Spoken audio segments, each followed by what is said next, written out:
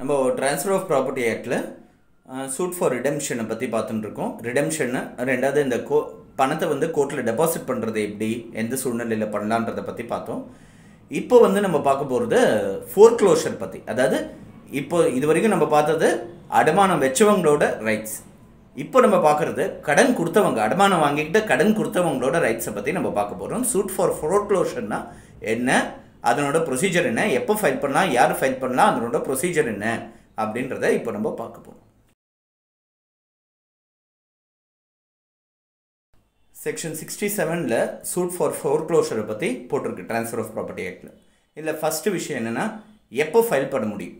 ஒரு ஃபோர்க்ளோஷர் சூட்டை கடன் கொடுத்தவர் அந்த பணத்தை மீட்டெடுக்கிறதுக்காக அந்த ப்ராப்பர்ட்டியை ஜப்தி பண்ணுறது அப்படின்னு சொல்லுவாங்க. அதுக்காக கேஸை எப்போ ஃபைல் பண்ண முடியும் அப்படின்னு பார்த்தோன்னா, முதல் விஷயம் அந்த பிரின்சிபல் அமௌண்ட் அசல் தொகை வந்து அவருக்கு டியூ ஆகும்போது அவரால் ஃபைல் பண்ண முடியும், முதல் விஷயம். ரெண்டாவது விஷயம், அவர் மேலே ஒரு டிக்ரி ஃபார் ரிடெம்ஷன், அதாவது அந்த சொத்தை மீட்டெடுக்கிறதுக்கான கேஸ் ஃபைல் பண்ணி தீர்ப்பாகாத நிலையில் கேஸ் ஃபைல் பண்ண முடியும். அது ரெண்டாவது கண்டிஷன். மூணாவது கண்டிஷன், அவங்க வந்து ஆப்போசிட் பார்ட்டி பணத்தை திரும்பி கொடுக்காத நிலையில், பணத்தை திரும்பி கோர்ட்டில் டெபாசிட் பண்ணிடாத நிலையில் கேஸ் ஃபைல் பண்ண முடியும். கோர்ட்டில் டெபாசிட் பண்ணிடாத நிலைனா என்னன்னா, நம்ம ஏற்கனவே நம்ம பார்த்தோம், கணக்கு போட்டு அந்த கோர்ட்டில் வந்து செக்ஷன் 83 கீழே கேஸ் அந்த பணத்தை வந்து எப்படி கோர்ட்டில் டெபாசிட் பண்ணுறதுன்றதை பற்றி நம்ம பார்த்தோம், ஏற்கனவே பார்த்தோம்.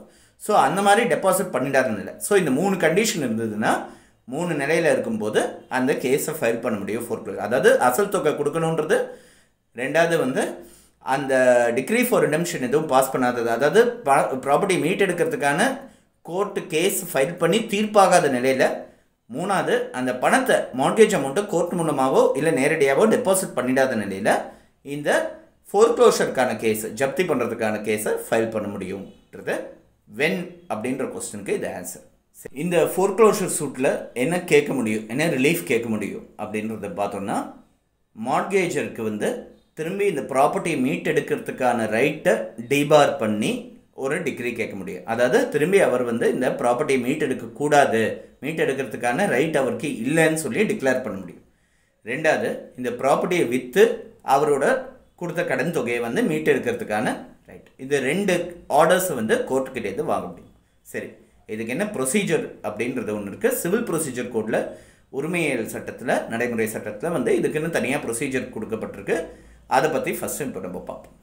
இதில் வந்து ப்ரிலிமினரி டிகிரி, ஃபைனல் டிகிரி அப்படின்னு இருக்குது. ஆரம்ப கட்டத்தில் கொடுக்கப்படுற ஒரு தீர்ப்பான, ஃபைனலாக கொடுக்கப்படுற முடிவில் கொடுக்குற ஒரு தீர்ப்பான. தீர்ப்பிலே 2 கட்டம் இருக்குது. ஆரம்ப கட்டம் ப்ரிலிமினரி டிகிரி, அப்புறம் ஃபைனல் டிகிரின்றது இருக்குது.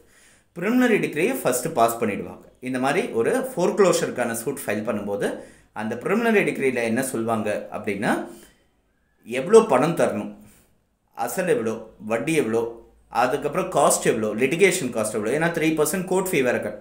ஸோ அந்த லிட்டிகேஷன் காஸ்ட்டு, அசல், வட்டி எல்லாத்தையும் கன்சாலிடேட் பண்ணி ஒரு அக்கௌண்ட் பார்த்துட்டு இவ்வளோ பணம் தரணும்னு சொல்லி ஒரு டிக்ளரேஷன் ஒன்று கொடுத்துருவாங்க கோர்ட்.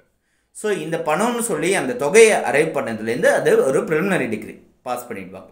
அதுக்கப்புறம் 6 மாதத்துக்குள்ளே ஒரு டைம் ஒன்று கொடுப்பாங்க. 6 மந்த்ஸ் வரைக்கும் கொடுக்கலாம். 6 மந்த்ஸுக்குள்ளே ஏதான ஒரு டைம், ஒரு டேட் ஒன்று கொடுத்துட்டு, இந்த டேட்டுக்குள்ளே இந்த தொகை இவ்வளோ பேலன்ஸ் ஆகிருக்கு, நீங்கள் கட்டி ஆகணும் கோர்ட்டில் அப்படின்னு சொல்லி கோர்ட் சொல்லும். சரி, அது ஒரு வேளை சக்ஸஸ்ஃபுல்லாக கட்டிட்டாரே, ஆனால் அந்த ப்ராப்பர்ட்டி வந்து ரீட்ரான்ஸ்ஃபர் ஆகிடும் இவருக்கு. அதாவது நியாயமாக அந்த பணத்தை, அந்த ப்ராப்பர்ட்டி மீட் எடுத்துக்கிறதுக்கான என்னெல்லாம் ப்ரொசீஜரோ அதெல்லாம் பண்ணிடுவாங்க. ஒருவேளை அந்த 6 மாதத்துக்குள்ளே அந்த பணத்தை திரும்பி கட்டலை அப்படின்னா, இனிமேல் அந்த ப்ராப்பர்ட்டியை மீட் எடுக்கிறதுக்கான கேஸை ஃபைல் பண்ணுற ரைட் கிடையாது அப்படின்னு கோர்ட் ஒரு டிகிரி ஒன்று பாஸ் பண்ணும், ஃபைனல் டிகிரி. அது மட்டும் இல்லாமல் அந்த ப்ராப்பர்ட்டியை சேல் பண்ணி அதுலேருந்து வர தொகையிலேருந்து இவர் கொடுத்த கடன் தொகையை மீட் எடுத்துக்கலான்றதுக்காக ஒரு ஆர்டர்ஸ் பாஸ் பண்ணும். ஸோ இந்த 2 ஆர்டர்ஸை பாஸ் பண்ணும். ப்ரிலிமினரி டிகிரி ஃபஸ்ட்டு எவ்வளோ அக்கௌண்ட்ஸுன்றதை பார்த்து டிக்ளேர் பண்ணுவாங்க. ரெண்டாவது ஃபைனல் டிகிரியில் வந்து 6 மாதம் டைம் கொடுப்பாங்க. 6 மாதத்துக்குள்ளே கட்டிட்டாங்கன்னா ரீட்ரான்ஸ்ஃபர், அந்த ப்ராப்பர்ட்டியை கேன்சல், மார்கேஜ்லாம் கேன்சல் பண்ணிட்டு திரும்பி கொடுத்துருவாங்க. 6 மாதத்துக்குள்ளே கட்டாத பட்சத்தில் ஒன்று எவ்வளோ பணம் கொடுக்கணுமோ அதுக்கான அந்த அமௌண்ட்டுக்கு அந்த ப்ராப்பர்ட்டியை வந்து ஜப்தி பண்ணி எடுத்துக்கிறதுக்கான ஆர்டர்ஸ் பாஸ் பண்ணுவாங்க. ரெண்டாவது விஷயம், அந்த ப்ராப்பர்ட்டியை திரும்பி அவங்க மீட்டெடுக்க முடியாதுன்றதுக்கான ஆர்டர்ஸ் பாஸ் பண்ணுவாங்க. ஸோ இதுதான் ப்ரொசீஜர் சிவில் ப்ரொசீஜர் கோடில் இருந்தது. இந்த சிவில் ப்ரொசீஜர் கோடு ஏன் பார்க்குறோம் அப்படின்னா, முன்னாடியே சுப்ரீம் கோர்ட் வரைக்கும் ஒரு விஷயத்த சொல்லியிருக்காங்க. ட்ரான்ஸ்ஃபர் ஆஃப் ப்ராப்பர்ட்டி ஆக்டை பொறுத்த வரைக்கும் மார்ட்கேஜை வந்து தனிப்பட்ட முறையில் படிக்க முடியாது. அதோடு சேர்ந்து சிவில் ப்ரொசீஜர் கோடோட சேர்த்து பார்த்தோன்னா தான் அதனோட ப்ரொசீஜர்ஸோடு இது பார்க்க முடியும். இந்த மாதிரி சிஸ்டமில் ரிடம்ஷன்னா என்ன, ஃபோர்க்ளோஷர்னா என்னென்னா, இது ஒரு சில உரிமைகள் கொடுத்துருக்க தவிர்த்து அதோடு சேர்த்து சில நடைமுறைகள் இருக்குது, சில ப்ரொசீஜரல் ஆஸ்பெக்ட்ஸ் இருக்குது. அந்த ப்ரொசீஜரல் ஆஸ்பெக்ட்ஸ் சிவில் ப்ரொசீஜர் கோடில் மட்டும்தான் இருக்குன்றதுனால அதையும் சேர்த்து படித்து பார்க்கும்போது தான் நமக்கு ஒரு கிளாரிட்டி கிடைக்குன்றதுக்காக சிவில் ப்ரொசீஜர் கோடை நம்ம பார்க்க வேண்டியதாக இருக்குது.